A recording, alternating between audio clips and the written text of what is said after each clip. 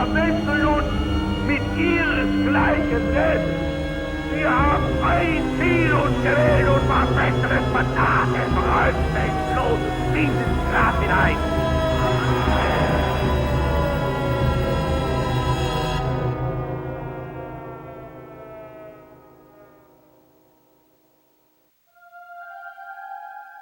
When you look through the history books, even those of more recent years, the pages are full of wars, and whether between ancient dynasties or modern states, the horrific consequences always leave readers wondering how such atrocities can happen. However, to learn from the past is of vital importance for the generations that follow, despite, on occasion, humanity seeming to make the same mistakes over and over again.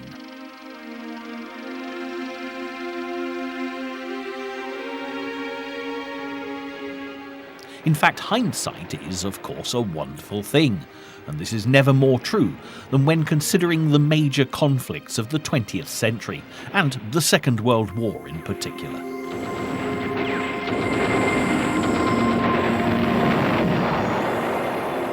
It's all too easy to judge the decisions of our predecessors with comments like, "It was obvious what would happen," and "if only."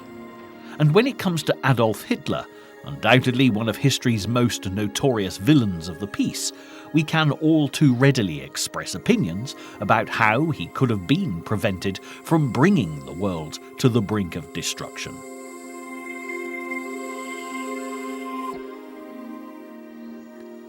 Now, everyone knows that Adolf Hitler lost his battle for world domination, but the reasons for his eventual demise are truly fascinating and a salutary lesson for all mankind. This programme will explore why Hitler and his plan for a 1,000-year Reich failed to succeed, and the part this played in the eventual outcome of World War II.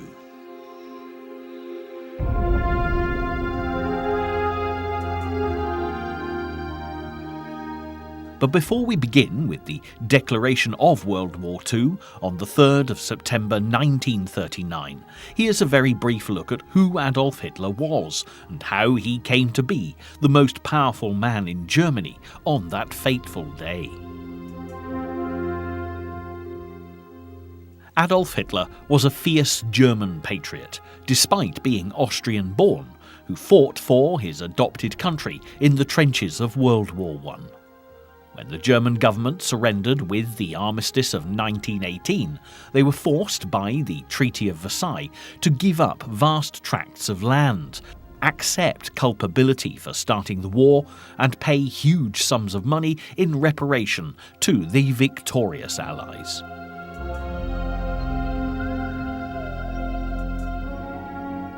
For Adolf Hitler and many of his military compatriots, this was adding insult to injury, and they vowed to restore Germany to her former glory.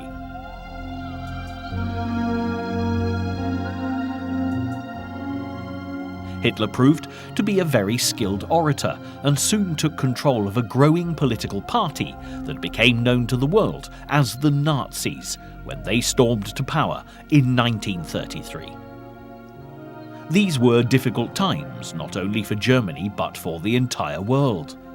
The Wall Street crash of 1929 had resulted in economic depression everywhere, and for the German people, the difficulties of paying their war debt resulted in appalling poverty. So, when Adolf Hitler offered what seemed a viable solution, he rose quickly to public office. And if alarm bells were beginning to ring through Europe, neighbouring governments already had enough troubles of their own with the Depression to deal with, to look beyond their boundaries. The fact that Hitler had steadily rebuilt the German military and the armaments industry in direct contravention of the Treaty of Versailles should have been warning enough. But when he came to power, instigating a dictatorship that could not be challenged, the writing really was on the wall.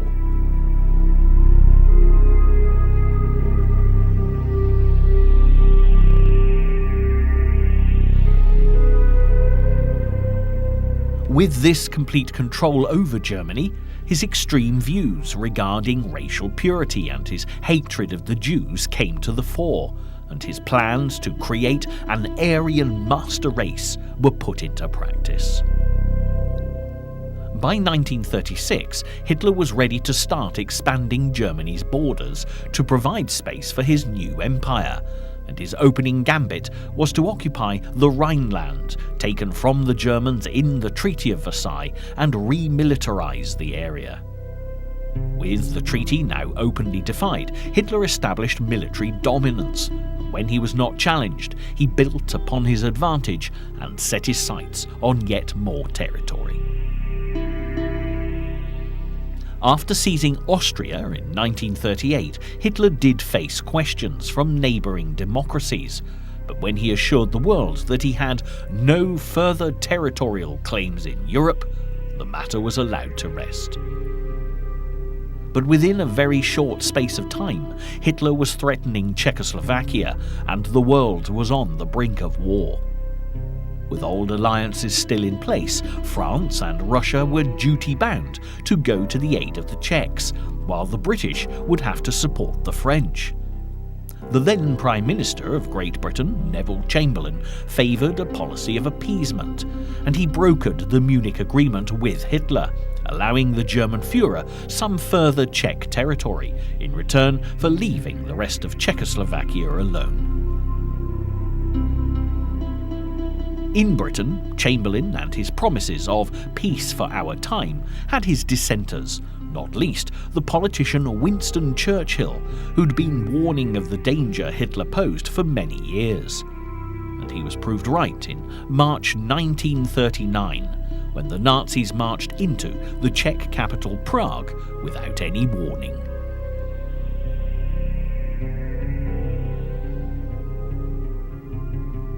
The world now knew without a shadow of doubt that Hitler could not be trusted, and when the Nazis stormed across the Polish border on the 1st of September 1939, a bitter battle was inevitable. And even Neville Chamberlain had no choice but to declare Britain at war with Germany.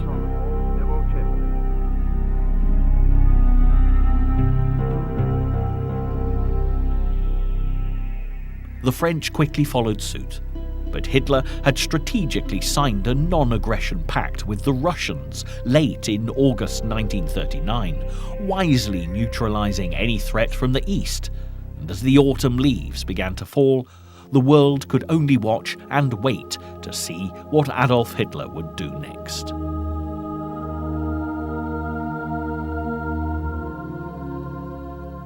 At first, there seemed to be something of a lull before the storm, but by April 1940, Hitler had invaded Denmark and Norway, before turning his attention to the Low Countries and France. Hitler was fast taking control of Europe, and it certainly seemed as if the Nazi swastika flag would soon be flying everywhere. However, as Hitler's speeding panzer tank divisions turned towards France, the German Führer, who had up until this point achieved his every goal, made the first of his strategic decisions that would ultimately lead to his losing the war. Ironically, the lead-up to Hitler's first major military miscalculation came during his invasion of France, which forced the Allies into a very difficult position.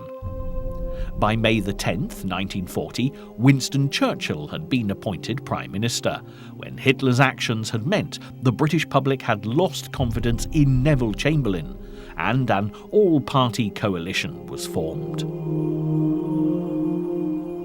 As Hitler stormed through Holland and Belgium and into France, a huge problem loomed large for the new Prime Minister in London, as the British Expeditionary Force, better known as the BEF, were already in position on the continent, fighting alongside their allies.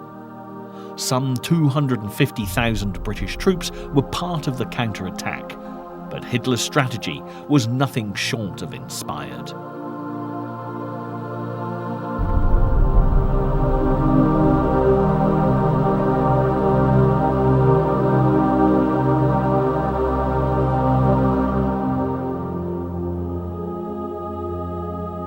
Hitler divided his army up into 3 groups, with each given a specific task.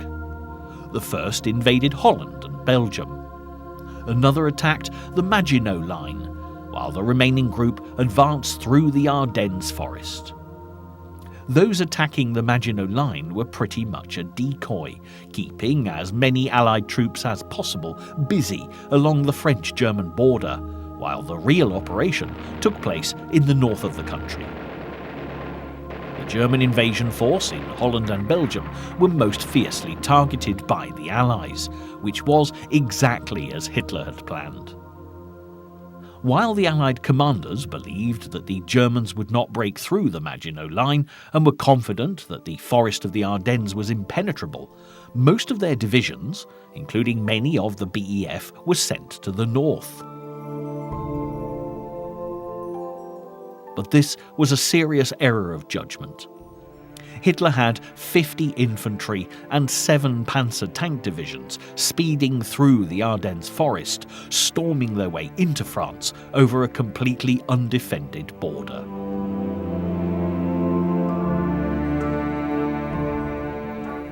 The surprise was so complete that the Allies, who were heavily engaged in fighting around the northern Belgian towns, were completely unaware of this threat gaining momentum in the south.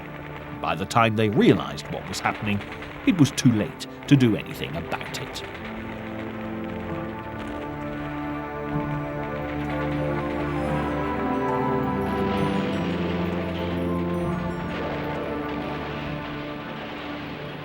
As the 19th of May dawned, the Germans had also reached the Channel, resulting in the Allies becoming totally surrounded on all sides. And as Hitler's tanks sped towards the huddled BEF soldiers trapped in the pincer movement, it looked as though in a matter of days the dead bodies of thousands of Allied servicemen would be littered along the beaches of northern France. Now, you could be excused for wondering how all this fits in with Hitler losing the war, because at this stage in his campaign, he definitely still had the upper hand and was only days away from striking a crippling blow to his enemy. All that was required for the Nazis to complete the task in hand was to continue their offensive strategy, and not only would France be theirs, but also a significant number of Allied troops would have been taken out of the equation. Having been pushed right back to the beaches of Dunkirk, the stranded men could only await the inevitable, and the prospect must have been terrifying.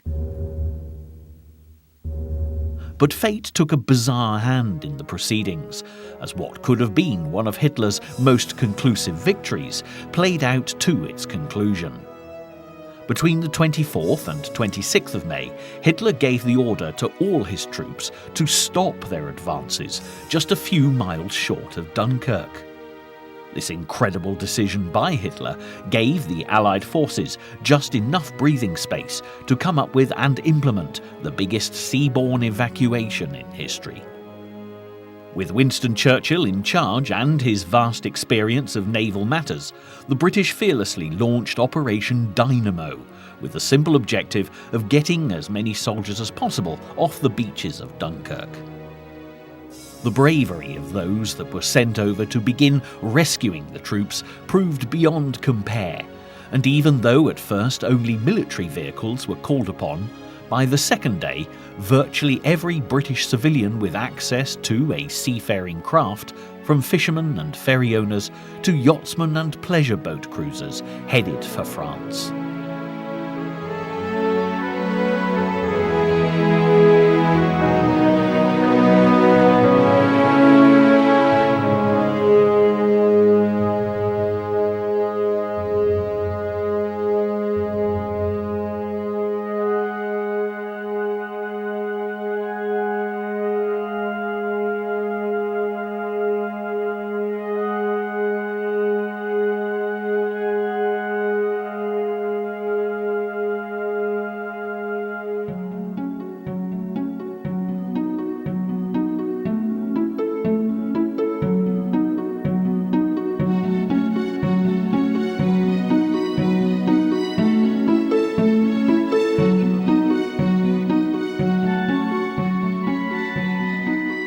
as this huge fleet got closer to the beaches of Dunkirk, the soldiers waded out, shoulder deep in the water, to escape the German attack. Even so, the Nazis came back with a determined onslaught, but fortunately, by the time they realised their quarry was escaping, it was too late to prevent the vast majority of the soldiers getting away. Also, in the brief lull, the Allies had been able to strengthen their defences along the beaches, and the number of men being rescued was increasing by the 1,000 on a daily basis. Ironically, before these unprecedented events, a British Lieutenant General had said that nothing but a miracle could save the British Expeditionary Force. But by the end of May, it looked as if that was exactly what had happened. The initial evacuation plans had hoped to rescue about 45,000 of the troops from Dunkirk, but by the end of June the 6th, some 338,000 men owed their lives to Operation Dynamo.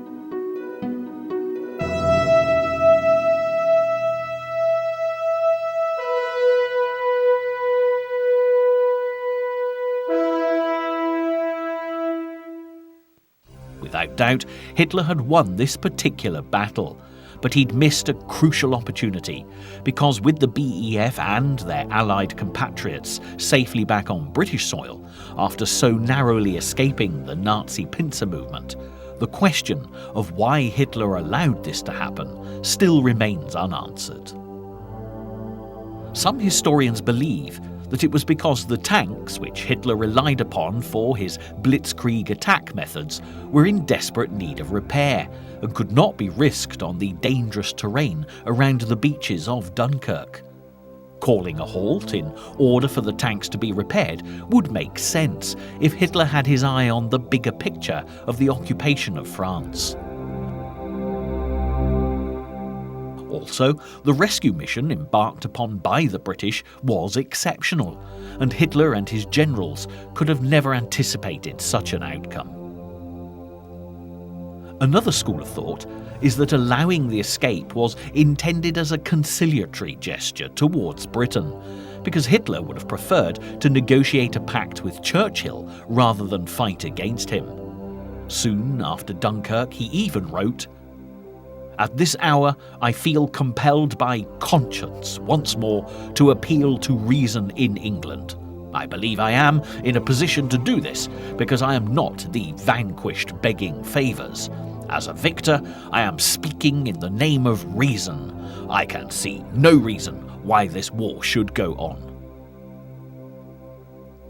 There were also reports that at this time, the German army had many officers who didn't share Hitler's ideology, who'd become embroiled in huge arguments with him over the invasion of peaceful countries. Because they questioned Hitler, it's been suggested that he called off the attack on the BEF, just to prove that he could do exactly as he chose. Equally, the view that Hitler had promised the Luftwaffe they should have the honour of finishing the campaign is another consideration, as is the fact that Hitler would undoubtedly by this time have been preoccupied with getting to Paris. He may simply have lost his focus momentarily, believing that there could be no possible escape for the BEF from Dunkirk. It's immediately evident that there has been much speculation about Hitler's actions at Dunkirk, but it could be as simple as up until this point everything had gone his way, and his ultimate belief that he was invincible may well have already been developing. Hitler had put himself in a position of power that was unassailable in Germany, and as his regime of terror continued, anyone who opposed him or gave advice counter to what the Führer wished to hear would be quickly silenced, invariably brutally, and more often than not, permanently. In truth, the real reason why Hitler halted the attack is unlikely to come to light, but tactically the repercussions are fascinating. In It's impossible to conceive of any circumstances in warfare where it would be wise to allow over 300,000 enemy soldiers to escape, ultimately to fight another day. This isn't to say that once the Allies were back in Britain, they immediately rushed back over the Channel again to face Hitler's men, because there would not be a major military Allied presence in Western Europe until the D-Day landings in 1944. As you'll see, the battle for the Allies would be slow and hard fought. But what Hitler truly hadn't banked upon was the spirit of the British people and Winston Churchill's ability to motivate them.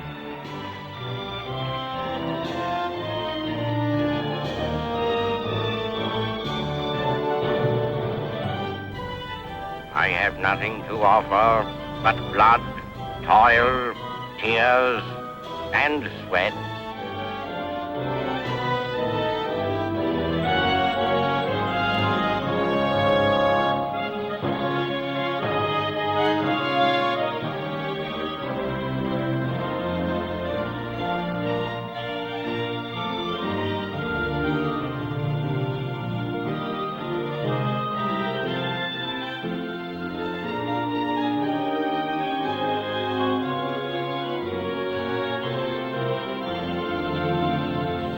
The escape from Dunkirk was a huge morale boost to all those oppressed by the Nazis, and it gave the British in particular the resolve to face anything Hitler threw at them, even the Blitz. However, in the immediate aftermath of Dunkirk, Hitler's campaign for world dominance continued undaunted, and soon after, a German-French armistice was signed as the Nazis took up their occupation of France on the 22nd of June 1940. Once France had fallen to the might of Hitler's stormtroopers, and most of Western Europe was veiled in the shadow of the swastika, the Führer turned his attention across the Channel to plan an invasion of the British Isles. Hitler was full of confidence when he said, "I prophesy the following: a great empire will be destroyed, a world empire that I never intended to destroy or damage. But it is clear to me the continuation of this struggle will end with the complete destruction of one of the two opponents. Mr. Churchill may believe this will be Germany. I know it will be England." But Winston Churchill refused to be intimidated and had no intention of bowing down to Hitler's evil regime. So when on the 16th of July 1940, Hitler gave orders for the invasion of the British Isles, codenamed Operation Sea Lion, it was time for battle to commence.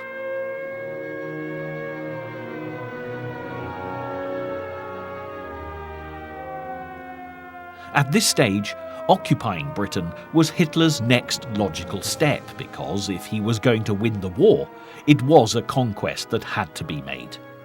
However, what he'd failed to appreciate was the difficulty he was about to face, and the problems a stretch of water between himself and the British Isles was going to pose for the Nazi invasion forces.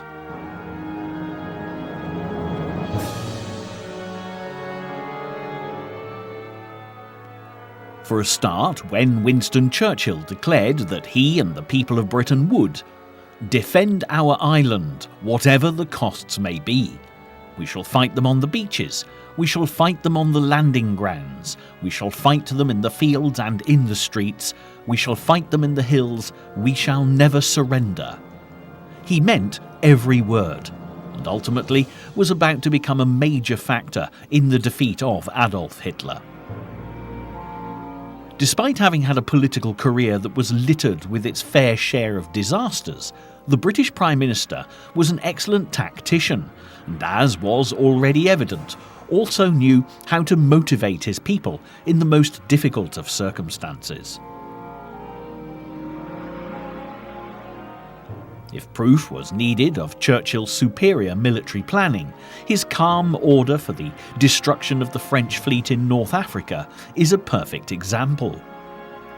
Churchill had calculated that Hitler would soon be planning an attack on Britain, and if he broke the French armistice and took control of their navy, then these ships could be used against the British. It was testament to his determination and view of the bigger picture, because Churchill knew innocent lives would be lost if he did sink the ships, but he considered it a necessary, albeit tragic, sacrifice, because the consequences of not taking action would be much worse. As expected, Hitler did indeed suspend Article 8 of the Armistice Agreement with France, which enabled him to take the ships. But having acted just days before, Churchill's actions had thwarted the Führer's plans, something that Churchill would develop an uncanny knack for. Even though the French ships were no longer available for the Germans to use, Hitler still had a great many resources at his disposal. As the Luftwaffe took to the skies and his sea captains planned on how they would take out the Royal Navy, the battle for Britain got underway. Hitler knew that if he was to land on British soil, then he would first have to disable both the RAF and the Navy, and as 1940 progressed, his schedule looked to be going to plan. The battle in the skies over the south of England between the two sides was fiercely fought by all involved, and the losses were high for the Germans and the British. However, both combatants knew the vital importance of the outcome. If the RAF were victorious, then Britain would surely be safe from attack. However, if the Luftwaffe got the upper hand, then a land invasion onto British soil would become a terrifying reality. By the end of July 1940, the RAF were losing to the Luftwaffe. However, none of their resolve was diminished, and their brave determination became a hugely significant factor.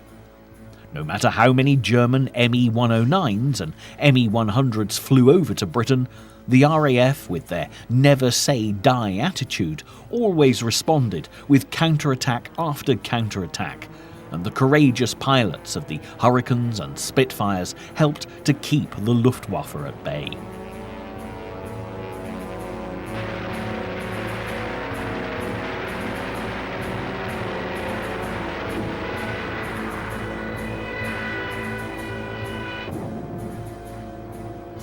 Apart from these wonderfully designed planes, the RAF also had other technological and tactical advantages over the Germans throughout this vital conflict.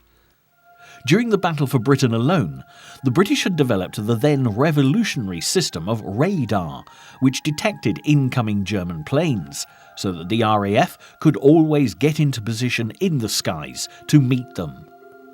The British also had a centrally controlled flight command base, ensuring that communication was always free-flowing. Interestingly, the German Navy used a machine called Enigma to encrypt communications. But thanks to British intelligence, the messages could be deciphered using a technique codenamed Ultra, which many people believe actually hastened the end of the war in Europe by at least 2 years.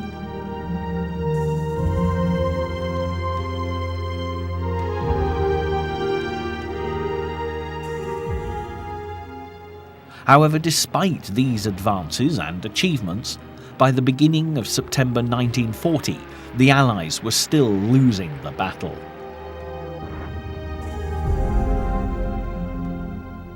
The RAF had more losses in the air, and the Luftwaffe's missions to take out the naval and air bases were proving disastrous to British counterattacks.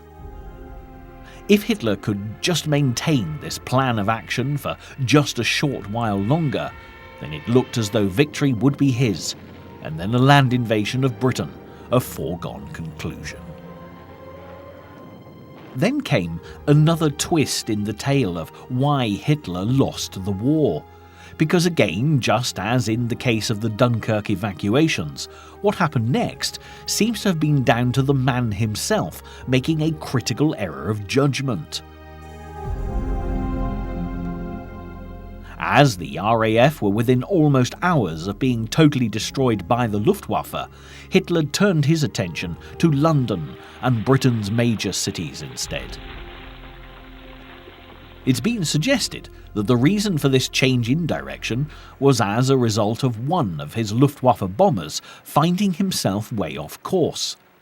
Pursued over London by an RAF pilot, the German dropped his bombs on the city, and Churchill reacted by retaliatory bombings over German cities, thinking this was how Hitler was choosing to proceed.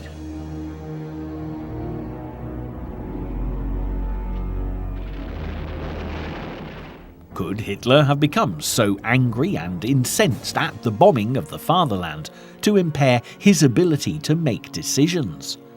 It's impossible to say for sure, but the outcome certainly gave the RAF the time and space they needed to repair, regroup, and fight on.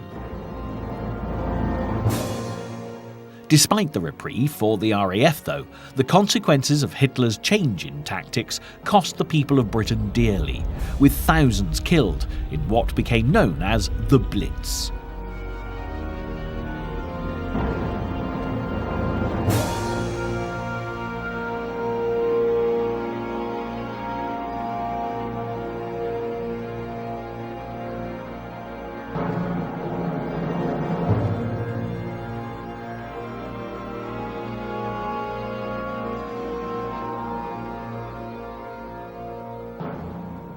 The Luftwaffe now faced much heavier losses as they were having to fly further inland.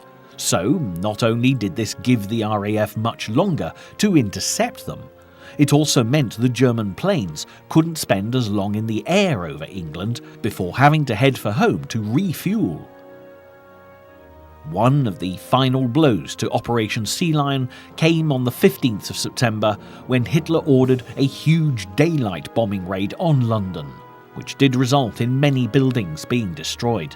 But more importantly, for the bigger picture, the Luftwaffe lost many more planes than the RAF, and it was becoming clear that the Nazis had underestimated their enemy. Also, Hitler and his generals had misjudged the time it would take to complete Operation Sea Lion, and as autumn turned to winter, the campaign had to be abandoned at least until spring 1941, which would bring with it the next viable tides when an invasion of Britain might be possible. This was indeed a positive turn of events, and despite the hardships the Allies joined in the conflict against the Nazis were suffering, the chinks were beginning to appear in Hitler's armour, and his enemies were at last realising that he was anything but invincible. However, to focus on Hitler's attempts to invade Britain would be to miss a major issue, as this was no longer just Germany's war, since a tripartite pact had been signed between the Nazis, Italy and Japan before the end of 1940.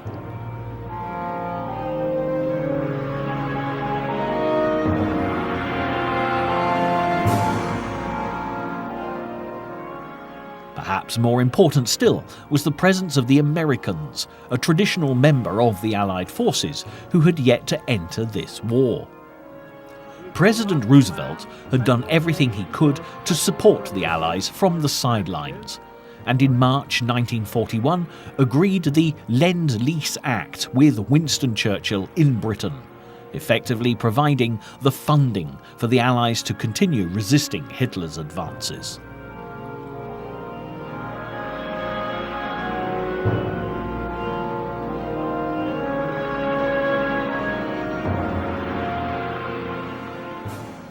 The global picture should certainly have given Hitler plenty to brood on, particularly as the Americans were in escalating conflict with his Japanese allies. But his next move, with the benefit of hindsight, gave him a much bigger problem to contend with.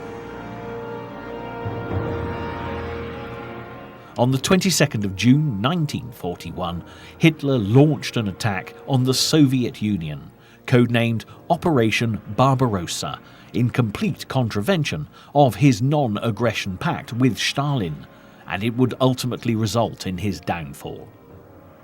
As the invasion got underway, 4 million troops and a huge backup force of tanks and planes attacked all along the Russian-German border. Hitler had most of Europe under his control at this point in the war, but the attack on Russia was as much a personal mission as it was about land.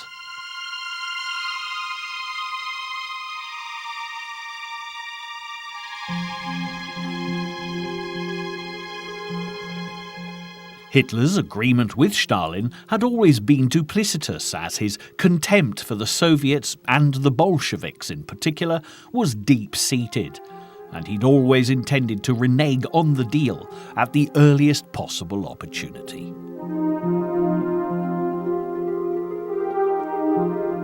There was little sound military judgment to Hitler's decision, and he really had no idea what to expect from the Soviet army, going into battle blind and, quite shockingly, was prepared to take this huge risk in his personal quest to banish his Soviet neighbours from the face of the earth.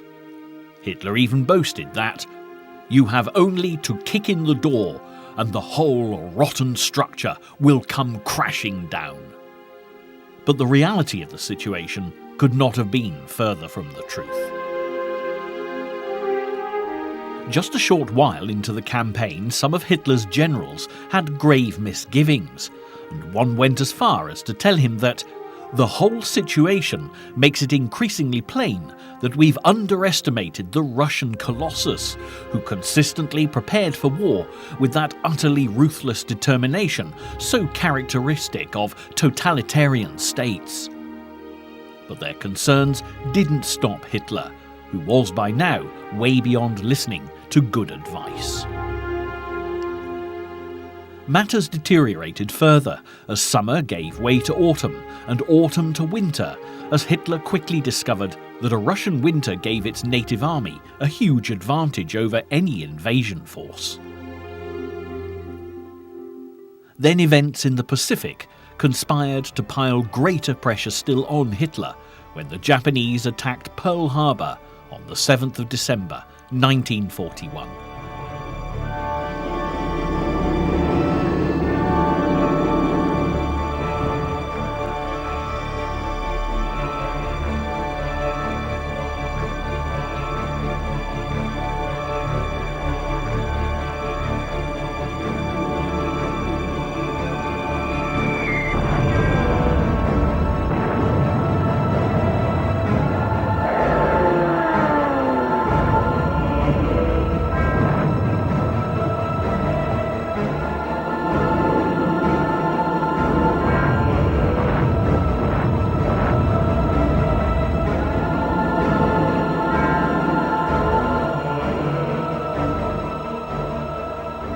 December 7th, 1941, a date which will live in infamy. President Roosevelt at last had the ammunition he needed to bring the USA into the war, and the very next day, this is precisely what happened.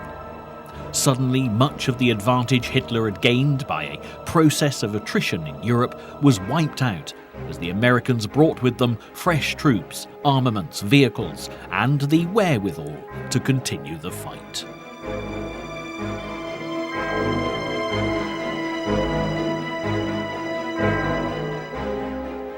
The destruction at Pearl Harbor mobilized the full wrath of America against both the Japanese and Adolf Hitler. The German Führer now had the might of Russia, America and Great Britain locked together in an alliance against him. And wherever he turned, resistance to his planned 1,000-year Reich was gaining in strength every day. Nevertheless, on the ground in Russia, Hitler continued to recklessly pursue his plans, despite what was going on all around him. For added propaganda value, as 1942 progressed, Hitler had set his sights on Stalingrad, the city named after the notorious Russian leader. Although the city itself was not of huge importance to Hitler's operation, the prize it offered became something of an obsession. If he could conquer the city of his great enemy, then it would be an immense personal victory, and he threw everything that he could into the battle for Stalingrad. Needless to say, Stalin had equally strong feelings for this city and ordered that it be protected no matter what the cost. Because of this, coupled with a degree of inspired strategy from the Russian generals, Hitler's troops were drawn into a vicious street-by-street struggle for Stalingrad, which would eventually result in horrendous casualties for the Germans. Hitler's determination to destroy Russia was in turn damaging his own regime. However, he was now so far down this particular road that a retreat simply wasn't an option. Hitler was a driven man, following his own opinions, and his behaviour by now could often be extremely erratic. Some historians have surmised that Hitler was beginning to show the symptoms of Parkinson's disease, as there appeared to be a tremor in his left hand. However, it's never been proved that this was actually the case. The fighting in Russia would tie up much of Hitler's ever-decreasing resources for the rest of the war, and it would, in point of fact, be the Russians who reached Berlin first, before the Western Allies.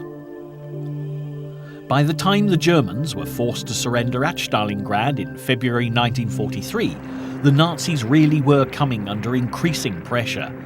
Not that Hitler's defeat was at this point anything like assured. There were two arenas of war now, in Europe and the Pacific. But as the year drew to a close, the Allies were without doubt making great advances. Their power base had shifted from North Africa into Europe via the Mediterranean, with landings first on Sicily and then into Italy.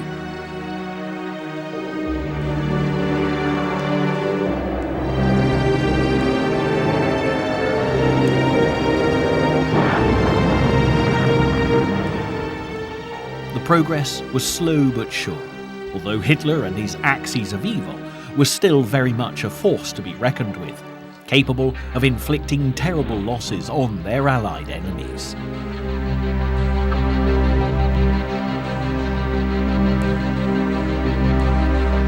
Then the moment for decisive action to end Hitler's reign of terror finally arrived, and in the early part of 1944, plans were put in place for the Allies to return to France in their quest to liberate Europe.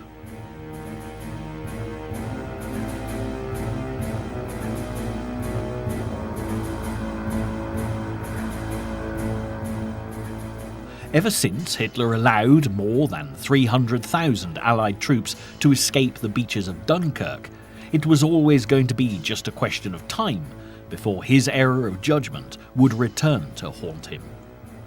What's more, the German forces in occupation in France were well aware of this, and as the tide turned in the Allies' favour, it was evident that sooner or later there would be an invasion force launched from the south coast of Britain.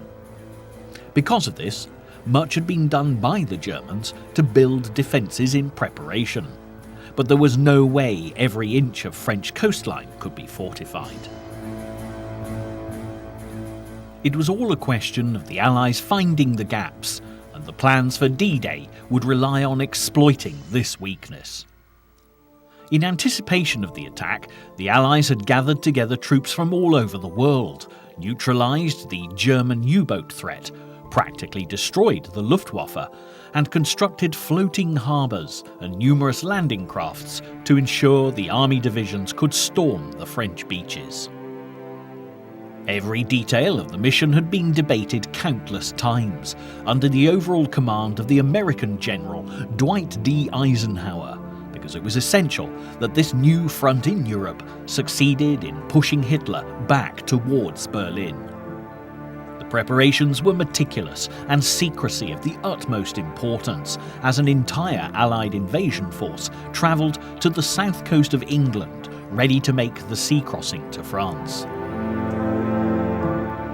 As well as ensuring the Germans obtained as little intelligence as possible about what the Allies were planning before the big day came, an additional task was to feed the enemy false information, namely convincing Hitler and his generals that the invasion would come from Dover to Calais, the shortest and most logical route across the English Channel. This was achieved by bombers attacking the area around Calais, false radio messages, fake troops, and most importantly of all, double agents.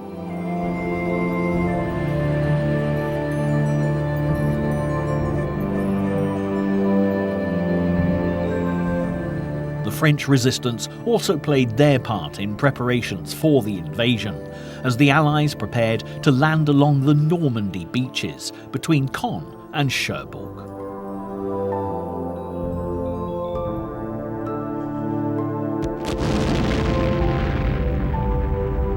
Codenamed Operation Overlord, the huge fleet of ships set out to sea on the 6th of June, a day later than scheduled due to appalling weather, which nobody had anticipated being such a problem in June.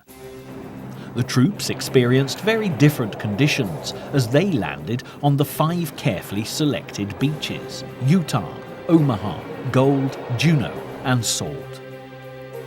The Americans who landed on Omaha were the most unfortunate, as they met with an elite German infantry division on military manoeuvres, and the casualties were very high, while on Utah Beach they met hardly any resistance at all. Overall though, the Normandy landings were a success. By the end of the first day, an impressive 156,000 troops had made it onto French soil. The amazing deception plan by the Allies and the bad weather had totally taken the Germans by surprise, and again, just had happened at Dunkirk. By the time they realised what was going on, it was too late to do anything about it. Fate seemed to have been on the side of the Allies, especially as Hitler and his generals were adamant that an invasion wouldn't be likely before the weather improved. In fact, Erwin Rommel, who was in command of the defence of France, had returned to Germany for his wife's birthday. Consequently, the response to the D-Day landings was confused, to say the least, and when requests were made for a meeting with Hitler to ask for the release of the mobile reserves, they were informed that the Führer was sleeping and not to be disturbed. The D-Day landings proved more successful than the Allies could ever have hoped for. They were to play a massive role in Hitler's eventual defeat. It was, effectively, the last point at which Hitler could have won the war. But as the Allies advanced from the west and the Russians from the east, forcing the Nazis back to Germany was now a tangible goal. By the 14th of June, 500,000 Allied troops were in France, and just 3 days later, that number had doubled in size again. With such a huge army, the Allies steadily worked their way through France, liberating the people who'd suffered such oppression for so many years. This is not to suggest that the Germans under Hitler's command gave up without a fight. The battles were as bitter as ever, and there would be many more lives lost before peace could be restored in Europe.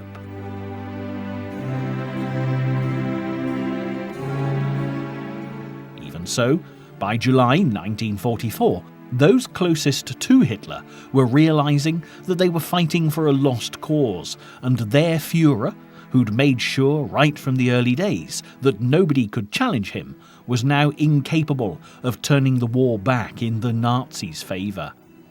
With the writing on the wall after the D-Day landings, a group of disaffected German officers attempted to assassinate Hitler and very nearly succeeded. The reprisals were swift and vicious, and even Rommel, who'd been so close to Hitler over the years, found himself in an untenable position when he was accused of being involved in the conspiracy, and took his own life as a result. It is, of course, a very telling sign when those around a dominant figure like Hitler lose confidence in his ability to lead. And looking at the position the Germans now found themselves in, it would take more than a new regime to put them back in the fight. Since May 1943, when Allied troops had taken control of North Africa and made their way up through Sicily and mainland Italy, the race for Berlin had been on, and by August 1944, many of these divisions had been able to link up with those who'd come ashore with the D-Day landings. As 1944 drew to a close, the Soviets had cleared much of Eastern Europe and were preparing for a full-scale invasion of Germany, and by this stage it didn't really matter what decisions Hitler made, as there was now no escaping his fate.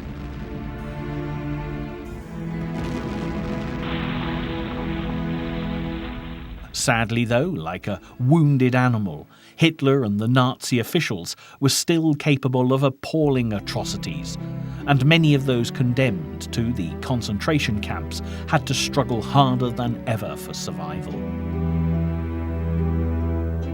As his dream crumbled around him, Hitler fled underground to his bunker in Berlin, despite being urged by his officials to literally run for the hills, and it is here that he lived out his last few days.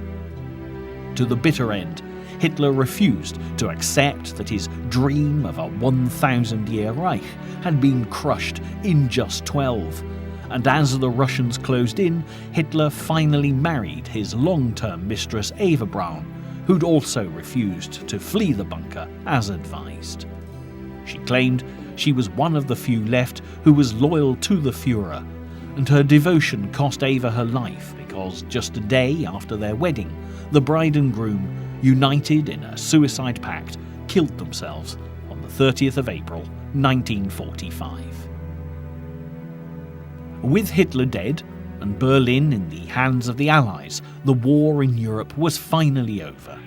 VE Day was celebrated on the 8th of May, but of course this was still far from being the end of World War II. In the Pacific, the conflict raged on as the Japanese refused to consider the prospect of surrender. President Roosevelt had died in April 1945 and never saw the end of the fight against Hitler, in which he, like Churchill, had been so instrumental.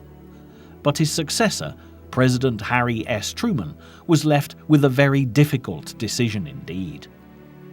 The war against the Japanese would be bitter fought, and the loss of American troops would be very costly indeed. So the option of a nuclear attack was taken, firstly targeting Hiroshima and then Nagasaki, at which point Japan did surrender on the 2nd of September 1945.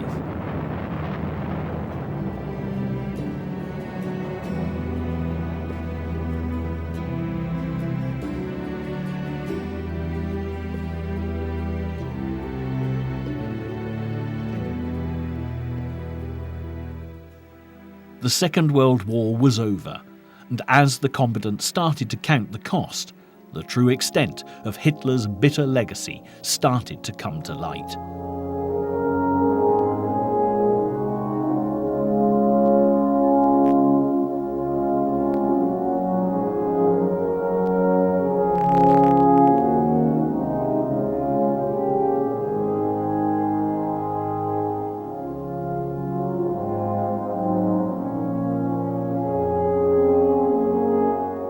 With more than 70 million dead, the lessons to be learnt from this conflict were carefully recorded in the pages of the history books, where we can only trust they will never be forgotten.